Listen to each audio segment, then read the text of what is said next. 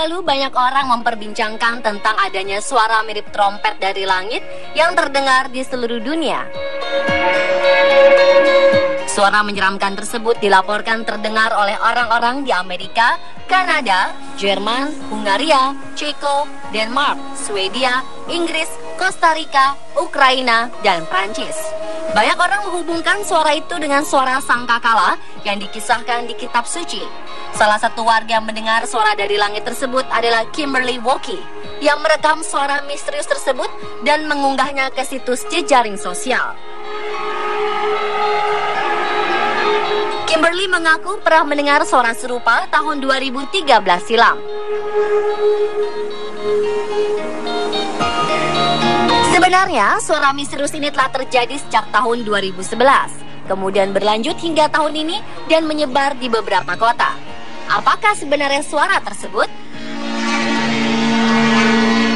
Sejumlah teori diungkapkan oleh para ahli mengenai asal-usul suara misterius tersebut bisa terdengar oleh manusia.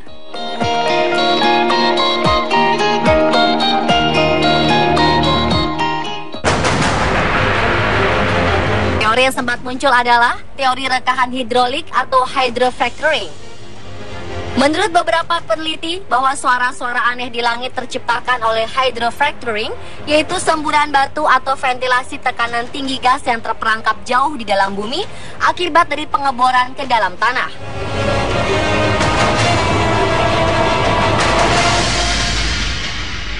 Namun belakangan, banyak pihak meragukan teori tersebut.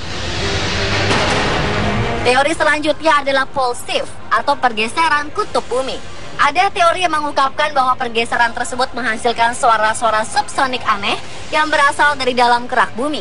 Memang suara subsonik tidak terdengar, namun suara tersebut mungkin saja tak seluruhnya tak terdengar oleh manusia.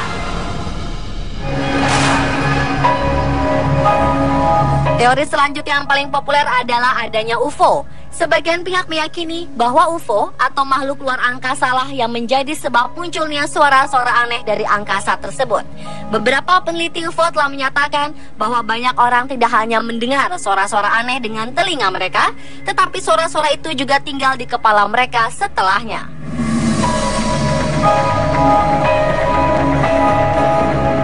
Teori berikutnya mengungkapkan bahwa suara misterius ini disebabkan oleh adanya badai matahari atau solar storm.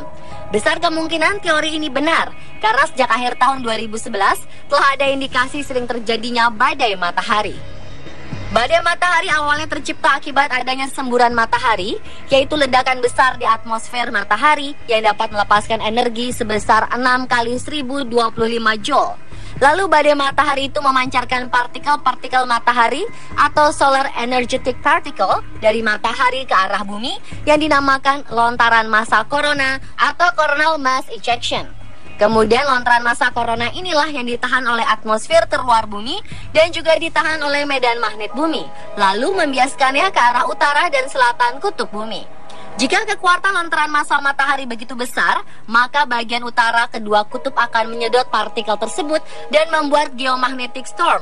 Dan pada saat partikel tersebut menyentuh ionosfer, dapat menghasilkan gesekan di antara keduanya dan tertarik medan magnet bumi dan berkumpul di kutub utara dan selatan yang kemudian membentuk aurora.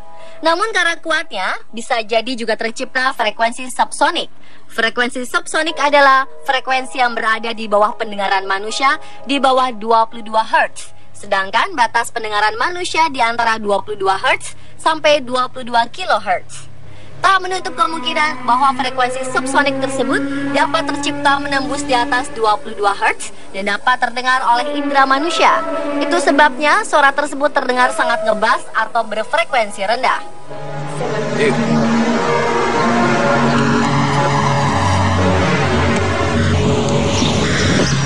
Hingga tahun 2012, badai matahari semakin intens atau sering menerpa bumi. Diperkirakan badai matahari mengalami puncaknya pada tahun 2013.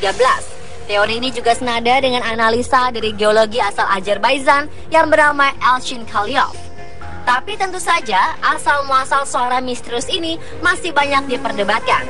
Menurut sebagian ilmuwan lainnya, suara trompet yang memekakan telinga tersebut hanya sebagian kecil yang bisa diterima manusia.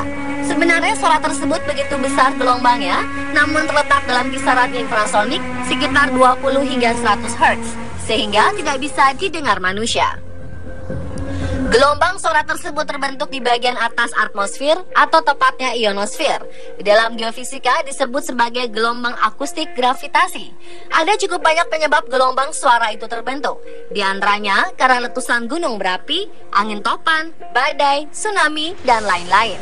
Sementara salah satu ilmuwan geofisika dari Universitas Oklahoma, David Deming, punya pendapat berbeda. Menurutnya, gelombang suara tersebut memiliki kekuatan yang amat besar sehingga mampu mencakup transmisi telepon dari pesawat udara milik Amerika Serikat. Sedangkan NASA menyebut suara misterius ini terjadi karena bumi memiliki emisi radio alami di mana manusia dapat mendengar suara-suara aneh yang datang dari planet kita sendiri. Suara tersebut bisa saja terjadi akibat petir maupun gempa bumi. Emisi radio alami dari planet bumi seperti ini yang sangat banyak dan lumrah terjadi.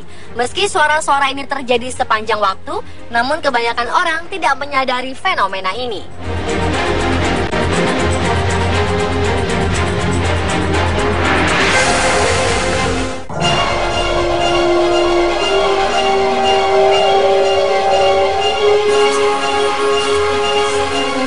Ada pula yang mengkaitkan suara mirip trompet sangkakala ini dengan fenomena The Hum.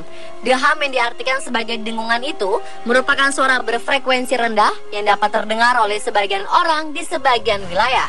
Sejak tahun 1970-an, di sebagian wilayah dunia dilaporkan suara aneh mendengung yang sering disebut The Hum.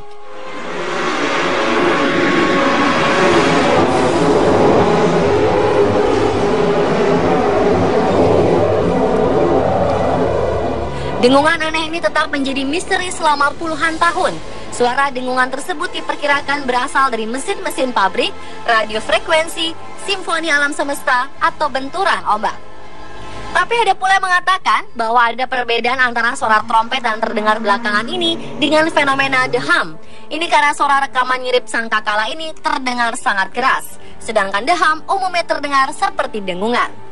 Berbagai teori yang ada terkait dengan munculnya suara trompet misterius beberapa waktu ini tentu saja membuat banyak pihak kebingungan.